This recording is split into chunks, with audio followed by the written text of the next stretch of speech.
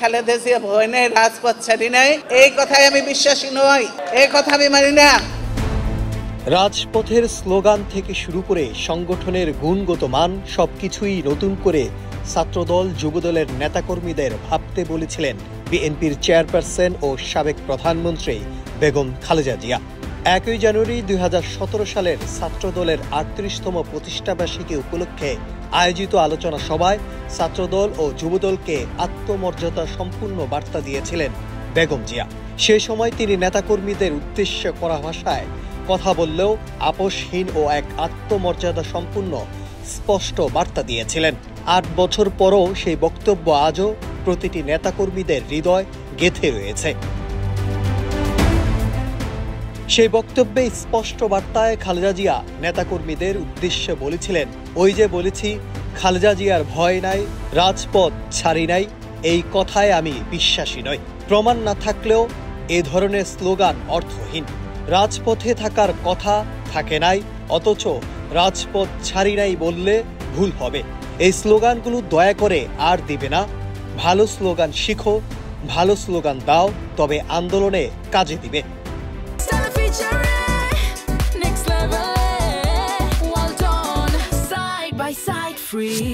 বিএনপির চেয়ারপারসন স্পষ্ট করে বলেন, আন্দোলন গড়ে তুলতে হলে দরকার বাস্তব উপস্থিতি ও সংগঠনের শক্তি, শুধু মুখের স্লোগান নয়।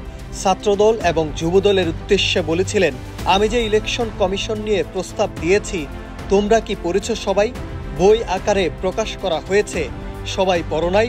তাহলে তোমরা কিসের ছাত্র? কেন ছাত্রদল করো বা কেন তোমরা যুবদল করবে? সে সময় তার বক্তব্যে নেতাকর্মীদের উদ্দেশ্যে তেমনই কঠিন প্রশ্ন ছুড়ে দিয়েছিলেন। ইলেকশন কমিশনের প্রস্তাবটা, এটা কি তোমরা পড়েছো? সবাই সবাই পড়ো নাই। এটা বই আকারে করা হয়েছে, কিন্তু তোমরা পড়ো নাই। তাহলে তোমরা কিসের ছাত্র? কেন ছাত্র? তোমরা কেন ছাত্র দল করবে? সংগঠনের মান সংকট নিয়েও কঠিন ছিলেন বেগম খালেদা জিয়া। জিয়াউর রহমানের আদর্শ ধারণের ক্ষেত্রে এক চুলও ছাড় দিতেন না তিনি বলেন, বস্তির ছেলেপেলে এনে সংখ্যা বাড়িয়ে দল করবে, এটাকে আমি দেখতে চাই না। সংখ্যা নয়, চাই উপযুক্ত শিক্ষিত শৃঙ্খলাবদ্ধ সদস্য। সংগঠন বড় হলে হবে না, সংগঠন ভালো হতে হবে। সেই দিনই তিনি সংগঠনের মান বজায় রাখার বার্তা দিয়েছিলেন।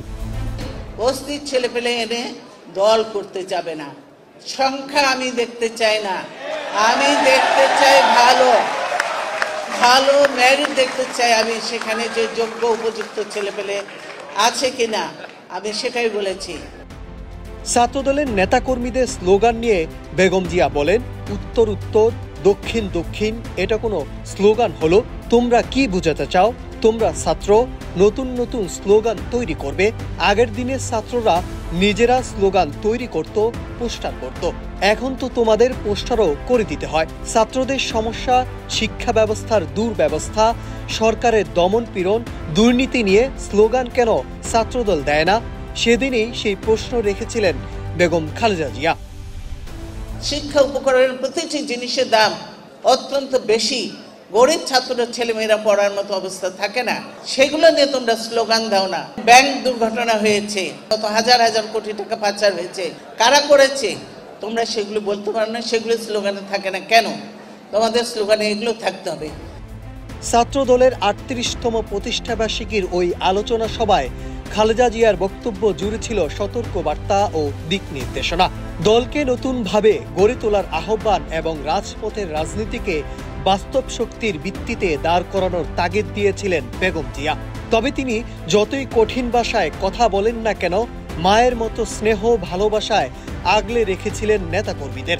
বিগত আওয়ামী সরকারের জেল জুলুম নির্যাতন সহ্য করেও কখনো নিজের ও জিয়াউর রহমানের আদর্শ থেকে এক চুলও বিচলিত হন নাই। দেশের প্রতি তার অগাধ ভালোবাসা, দেশের মানুষের প্রতি তার দায়িত্ববোধ এবং নেতাকর্মীদের মায়ের মতো আগলে রাখা, এজন্য এক আপন মমতা নজিরবিহীন দৃষ্টান্ত। গত 23 নভেম্বর থেকে হাসপাতালে চিকিৎসাধীন রয়েছেন তিনি। দলমত নির্বিশেষে দেশের প্রতিটি মানুষ আজ তার রোগ মুক্তির প্রার্থনায় মগ্ন।